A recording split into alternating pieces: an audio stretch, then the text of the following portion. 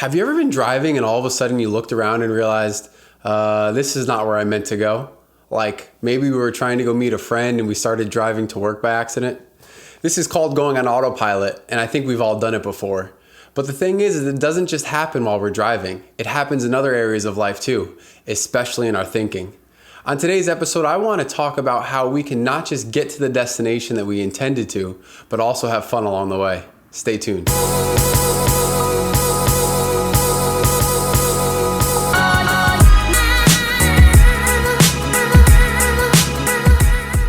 Hello and welcome to another episode of the Preconceived Podcast. I'm Sam Edwards. On today's episode, we're going to talk about the process, also known as the journey. And this is the journey to starting to change the way that we think, starting to change our toxic thinking into healthy thinking. And the truth of the matter is, over the last couple episodes, we've talked about the fact that it's really important to change the way that we think. We've talked about some of the ways maybe that we could start to change the way that we're thinking. But I think that we'd be missing something if we didn't talk about the fact that sometimes this journey, this process of changing the way that we think, transforming our mind, is pretty difficult at times. It doesn't always come easily to us. So on today's episode, we're going to look at some of the ways that we can start to actually change the way we think, but understanding that it's not a process that happens overnight. If you've ever attempted to make a change in your life, you realize that it isn't easy. And a lot of times when we make these resolutions and then we fail or we try to make any changes and it seems like we do it for a while, but we kind of back off or we forget about it, a lot of times we think that maybe it's just because we're mentally weak. But I think the truth of the matter is quite the opposite. I think that we're mentally too strong. I want to tell you what I mean by this. Now, I'm no scientist, but I do know a little bit about the brain because it's something that I'm interested in. And I've been researching a little bit. And from what I can tell, every time we have a thought, a physical connection is being made between different neurons in our brain. And each and every time we have the same thought, that way of thinking gets stronger and stronger. That connection gets stronger and stronger. And it actually becomes a bridge from one neuron to another. So each and every time we think the same way, that bridge gets stronger and stronger. And our brain, being that it's made to run very efficiently, likes to take the same paths over and over again. So when we have a connection made between these 2 points, our brain automatically goes this way because it's a lot easier than trying to make a new way of thinking.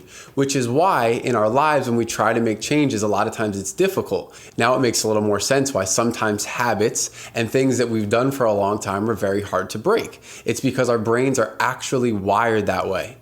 The really good news is, though, for us, is that we can start to make new connections and to make new pathways so that our thinking is no longer the same way that it used to be. And that's the premise of what we're talking about on this podcast. Now, if we really think about it, over the course of a lifetime, we've probably made quite a few of these pathways in our brains, quite a few of these bridges, if you will. And it happens because when we see a certain person or a certain situation, we tend to react based off of our previous experiences, based off of our history, because it's easier that way, because we have a reference point. And in truth, we like to be in control. So if we've been through something before, we like to learn from it.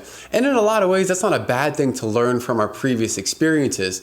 But when we have preconceived ideas and notions about situations before we walk into them, as we've said before, it can be very detrimental for us. So it's important for us to look at those pre-created bridges and pathways that we've made in our lives. Going back to our autopilot analogy, it's kind of like when we first go to a new place. We really have to pay attention to where we're going. We have to look at the road signs and the landmarks. Even if it's just paying attention to our GPS, we really have to pay attention to where we're going. But after a while, after we've made this trip a few times, we tend to get a little bit more comfortable. We tend to find it a little easier to get there and we're not paying attention quite as closely. This is kind of the way that our brain works when we're talking about old habits and old ways of doing things. We've done certain things for so long that our brain just gets very used to doing them that way.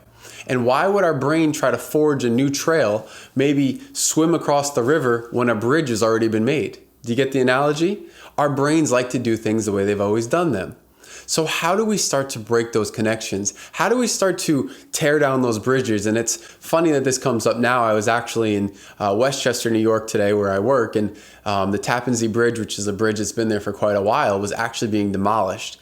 And I saw in the video, and maybe we'll show it here, there was the explosions and the section of the bridge actually came crashing down into the river. And I was thinking, what a great analogy for what we're talking about. We want to start to tear down those bridges in our lives that we've built, those connections connections in our mind that we've built that lead us to habits that we no longer want to do, that lead us to judgments that we've made about other people. It's time for us in our lives to start building new bridges and tearing down the old ones. And that really is the hope that we have in this. And when we talk about enjoying the journey, it's realizing that we have the ability to change our old ways of thinking. And a lot of times that's tough to believe because we've seen people in our lives who have lived the same way for years and years and years, and they've never changed, and we think they're just really stubborn. Well, the truth of the matter is that each one of us could get to that point if we don't start to identify and to look at our thoughts, to look at the reasons why we think certain things.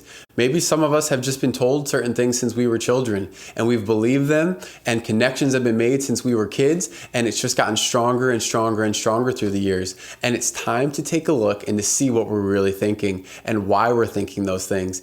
And really importantly, as I said, as a Christian, I think it's important that we judge those ideas and ways of thinking according to what God says and according to His truth. And if what we're thinking doesn't line up with His truth, then it's time to inspect it, and maybe it's time to tear it down. So I think a really good way to start doing this is once we've identified the problem, once we've identified the way of thinking that is no longer beneficial to us, that we start to reverse engineer kind of what the thought is to what the starting point was. Now, I can only talk for myself, but for me, growing up a lot of times, one of the biggest qualities I think I would have been known for would have been my competitiveness, but over competitiveness, where the point would be that I wouldn't be able to lose to anybody. Maybe I would let a little kid win, but besides that, if I was losing, I felt like my insides were getting torn out. And so when I stopped and I looked at this and I really saw it for what it was, because for a while it was just something I kind of embraced. But when I looked at it for what it was and realized that it was actually affecting some relationships in my life, I had to step back and say, why is that so important to me to win? And the truth is, and this may be obvious for us to look at now, but my value was coming out of my ability to win, out of my ability to perform.